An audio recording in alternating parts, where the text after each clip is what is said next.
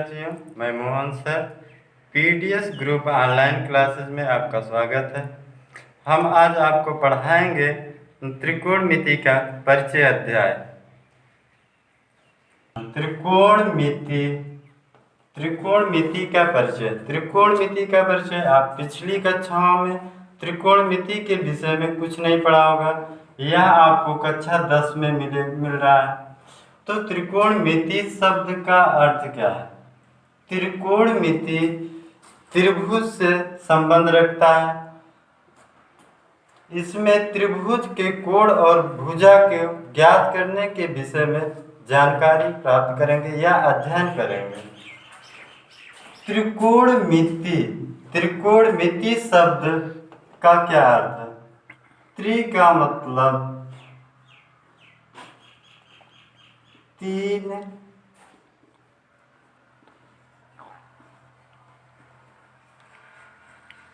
कोण का मतलब कोण, मिति का मतलब माप करना या मापना।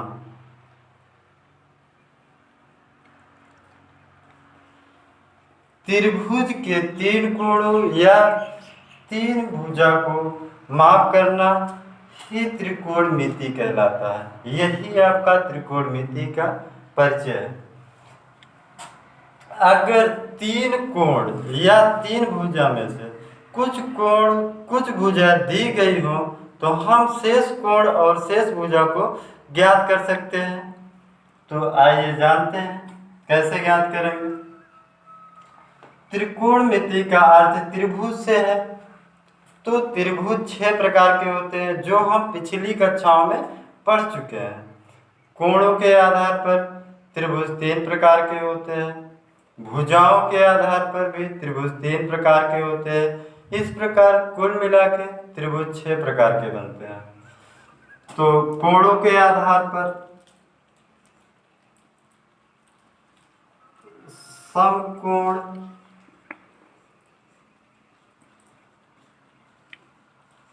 त्रिभुज,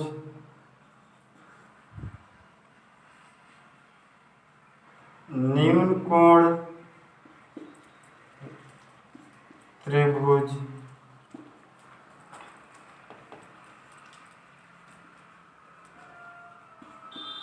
अधिक कोण त्रिभुज, ये तीन आपके कोणों के आधार पर त्रिभुज हुए। अब तीन आपके भुजाओं के आधार पर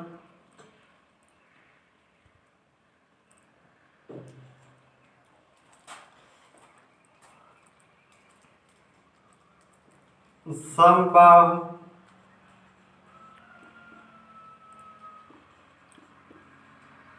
त्रिभुज,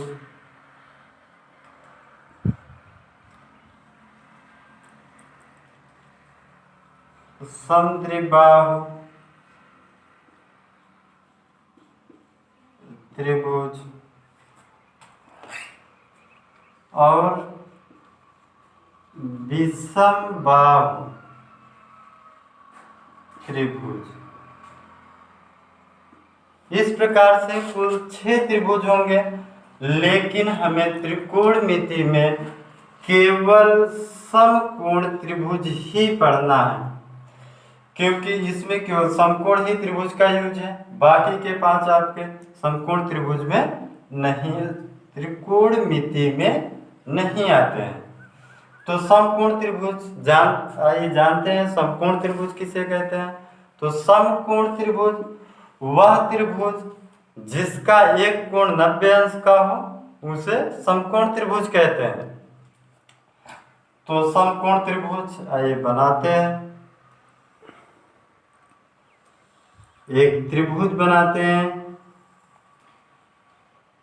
जिसमें इनके शीर्षों के नाम देते हैं ए, बी और सी। अब यहाँ पे बी पर मान लेते हैं 90 अंश का कोण है।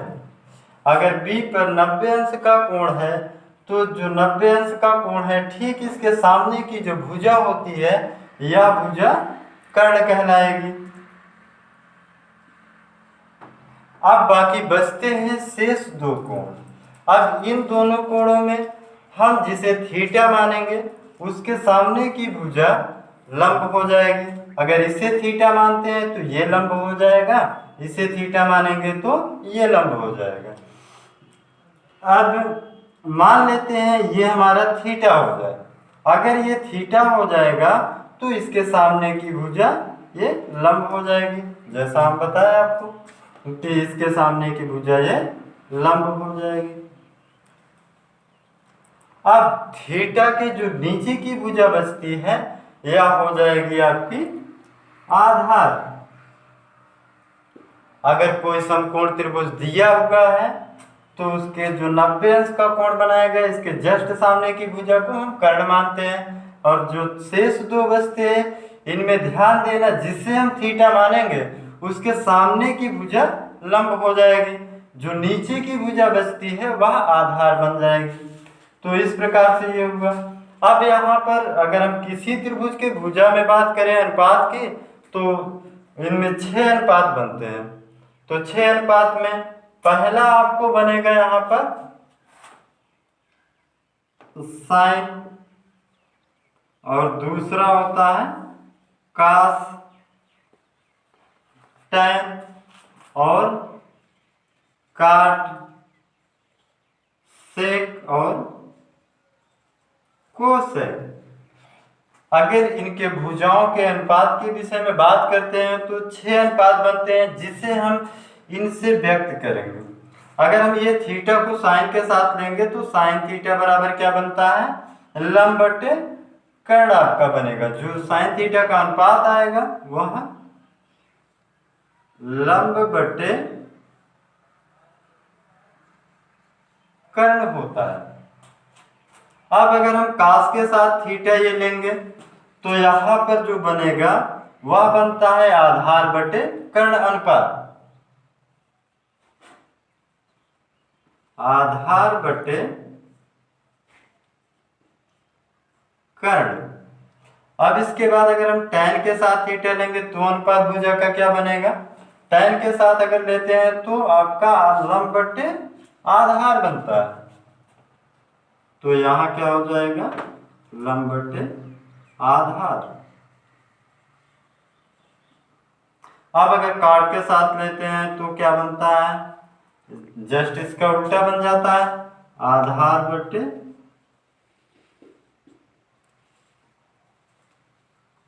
लंब हो जाएगा। अब इसके बाद आता है सेक का, कास का उल्टा बन जाएगा, कर्ण बटे आधार। अब कोसेक के साथ अगर हम थीटा लेंगे तो कोसेक के साथ थीटा लेंगे तो साइन का उल्टा अनुपात होता है, कर्ण बटे लंब। ये चीज बन जाएगा। अब ये आपका एक प्रकार का फार्मूला है यानी सूत्र। अब इसे अगर हमें याद करना हो तो ये 6 अनुपात आपके हैं, जो अगर हम इन्हें याद करते हैं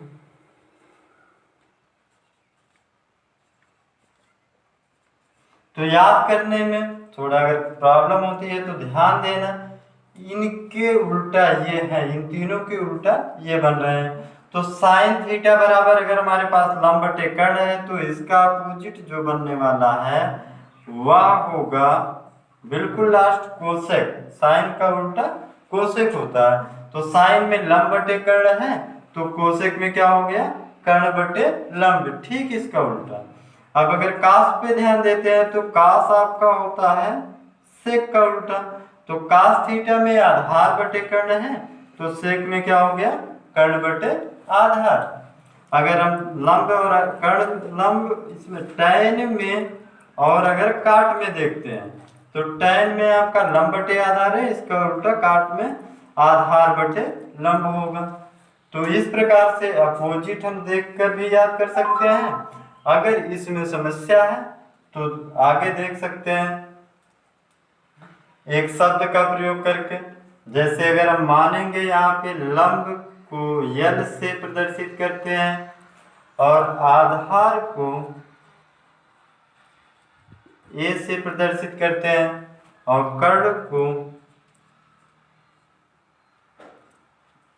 के से प्रदर्शित करें तो एक शब्द लिखते हैं लाल बटे कक्का।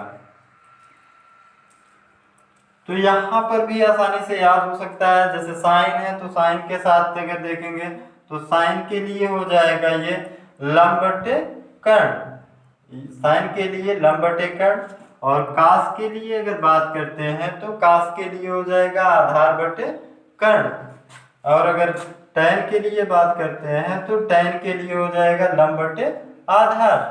और फिर आप देखते हैं अगर यहाँ से बात करें तो नीचे से देखेंगे अगर इस साइड से तो कोसेक होता है, कोसेक, कोसेक के लिए होगा कर्ण बटे लंब, और अगर हम देखेंगे यहाँ पे सेक तो सेक के लिए हो जाता है कर्ण बटे आधार, और अगर काट के लिए देखना है तो काट के लिए हो जाएगा आधार बटे लंब।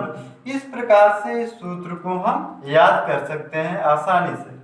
अब इसके बाद इसमें कुछ और फार्मूला बेसिक आते हैं, तो जो बेसिक फार्मूले हैं इस तरफ लिख देते हैं। कोसेक में क्या संबंध है, साइन और कोसेक में जो संबंध है वह बनेगा साइन थीटा बराबर 1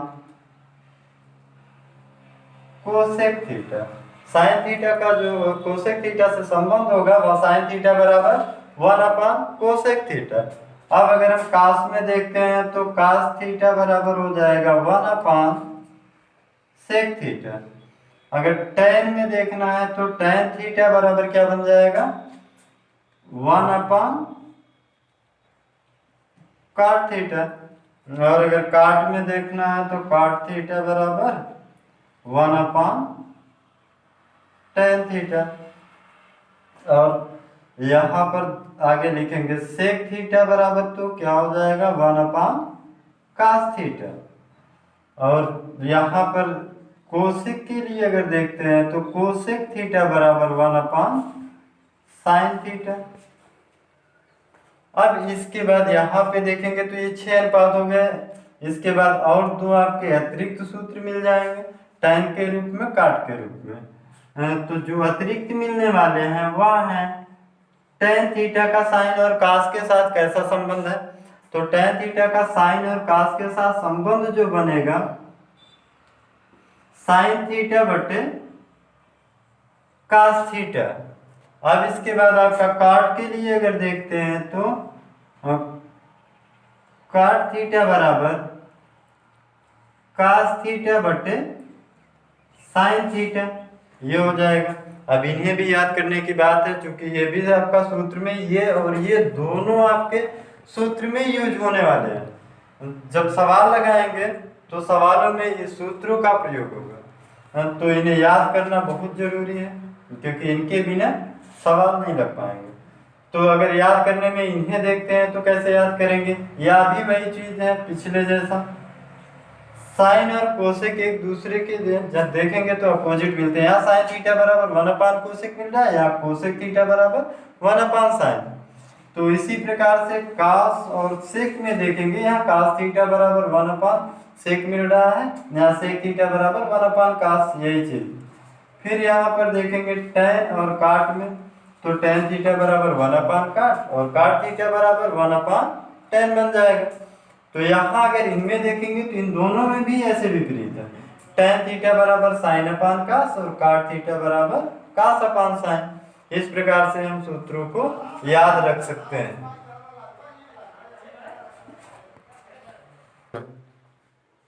आइए अब एक उदाहरण नंबर 1 की सवाल को हल करके देखते हैं कि ये और ये जो आपके सूत्र हैं इनका यूज कैसा है। तो उदाहरण नंबर 1 में सवाल दिया गया है, त्रिभुज ABC में B आपका समकोण है, यदि AB बराबर 3 और BC बराबर 4 और AC बराबर 5 हो तो साइन A का मान ज्ञात कीजिए। अब साइन A का मान कैसे ज्ञात करते हैं, पहले तो एक त्रिभुज ABC बनाते हैं, मान लेते हैं इसमें आपका एक त्रिभुज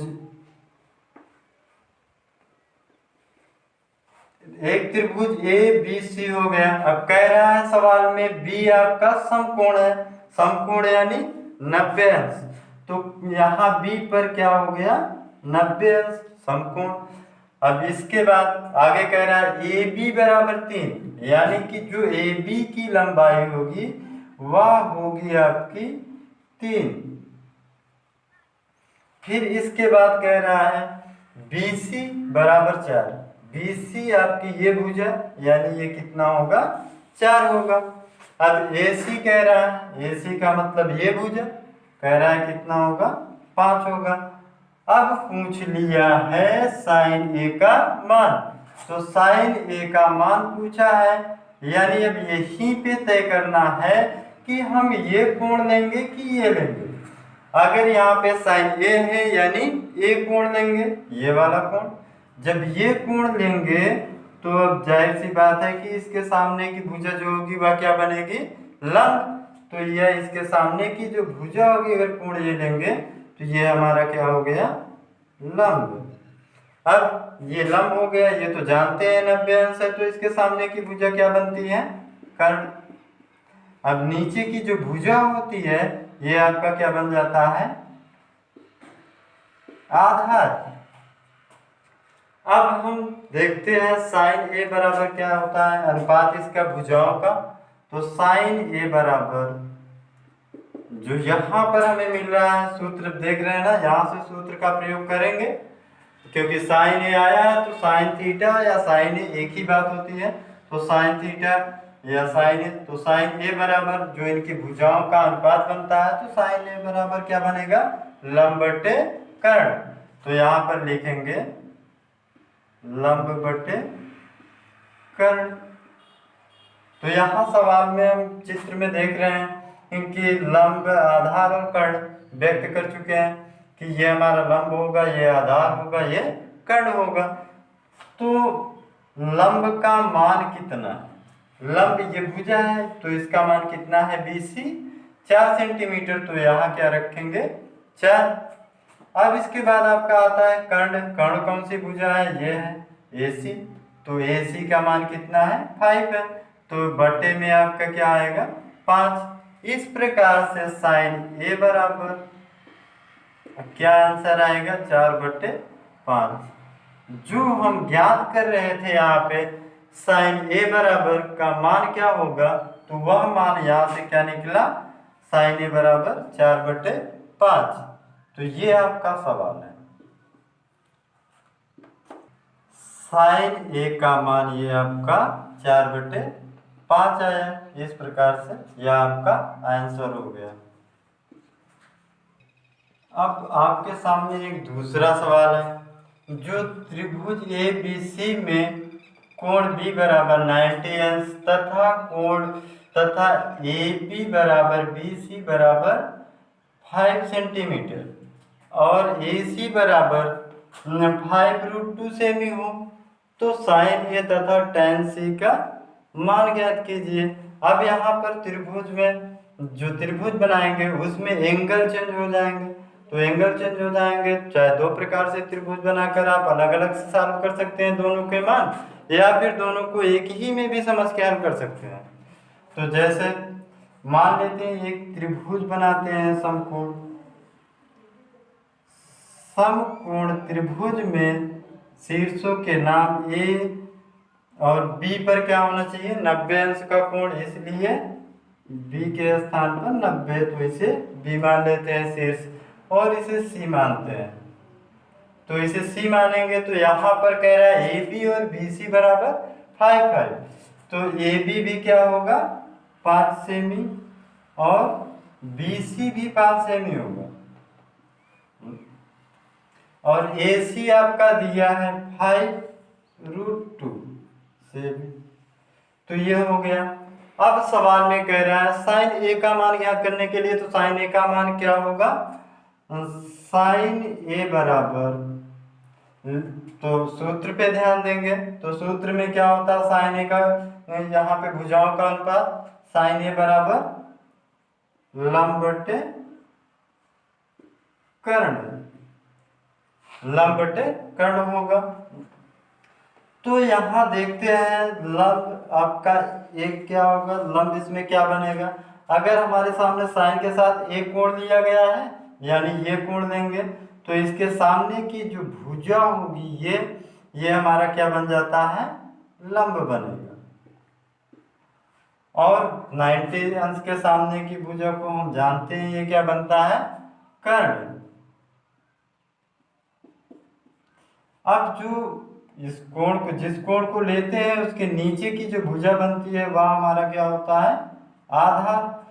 तो लंब हम देखेंगे, लंब का मान कितना दिया गया है 5, और आधार का मान कितना, यहाँ पे कर्ण का मान कितना दिया गया है 5√2 लिखते हैं। तो यहाँ पर ध्यान देंगे तो 5 से 5 कट जाएगा, तो बचता क्या है, साइन ए बराबर, साइन ए बराबर 1/√2 बचेगा, जो आपका साइन ए का मान होगा। तो एक आंसर साइन ए का मान ये मिल गया हमारे पास। अब इसमें एक दूसरी चीज का है, tan c का मान। जब tan c का मान पूछ रहा है तो tan c के लिए यहाँ एक अलग त्रिभुज बना के सॉल्व करेंगे, जिससे कि प्रॉब्लम ज्यादा ना हो। जब एक अलग त्रिभुज बनाएंगे तो जो भ्रम होता है थोड़ा सा वो हट जाएगा। तो यहाँ पर मानेंगे तो ए हो गया, बी हो गया, और यहाँ पे सी हो गया। तो बी पर क्या कहा था सवाल में, 90 अंश। जब बी में 90 अंश कह रहा है बी पर समकोण, तो ये आपका 90 अंश हो गया। इसके सामने के 90 की भुजा क्या होगी, कर्ण बनती है।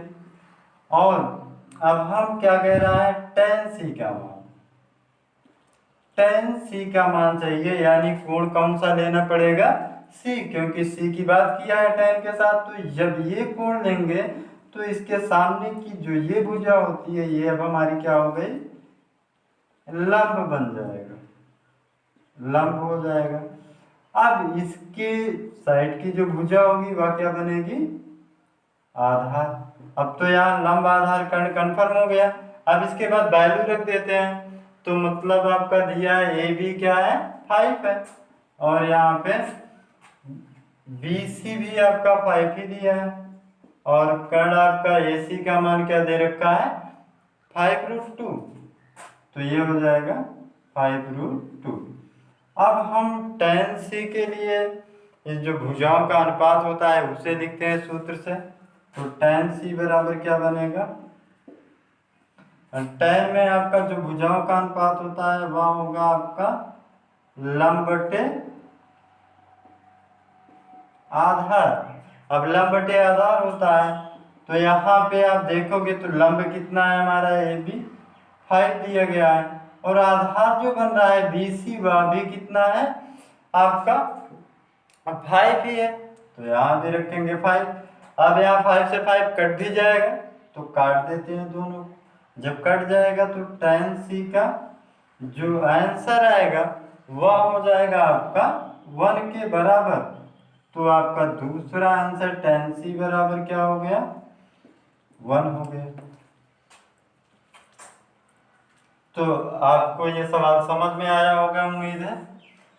तो आपको कुछ क्वेश्चंस मिलेंगे जो पीडीएफ ऑनलाइन ग्रुप में व्हाट्सएप पे मिलेगा, वहां से आपको क्वेश्चन सॉल्व करके मेरे व्हाट्सएप नंबर 8127 1484 33 पर सवाल का आंसर देना होगा। तो सवाल आपको मिलेंगे पीडीएफ ऑनलाइन व्हाट्सएप पे। सब्सक्राइब कीजिए मेरे चैनल को और बेल दबाना ना भूलें ताकि अगली वीडियो का नोटिफिकेशन आपके पास पहुंच जाए।